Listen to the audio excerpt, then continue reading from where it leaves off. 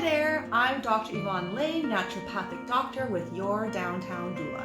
And today I'm going to talk about childbirth and the perineal. So trigger warning, this video will talk about vaginal childbirth and perineal injuries and tears.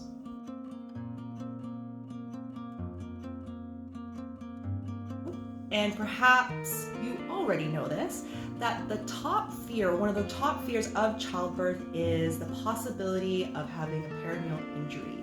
In fact, this fear is so impactful that it can influence people to not become pregnant or to choose to not have children. So I think this fear persists because we feel like there's nothing we can do about it.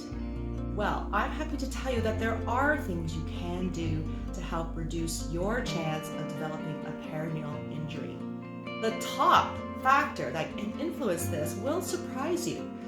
Your choice of care provider can be the most important factor in whether or not you have a perineal injury. The way to have the least risk of developing an injury is to have a midwife and have a home birth. Second to that is to have a midwife in a hospital birth or birth center setting. And why is this? Well, because midwives are not trained, and nor do they do episiotomies, and they're not trained to repair very severe perineal injuries. And so their interest lies in trying to prevent these things from happening in the first place. On the other end of the spectrum, if you have an obstetrician, it might be worthwhile to ask them what their third or fourth degree perineal injury rate is. That number should be below 3%. If it's much higher than that, then you might want to get a different care provider. You can also ask your care provider what their rate of episiotomies is, and that number should be very, very low.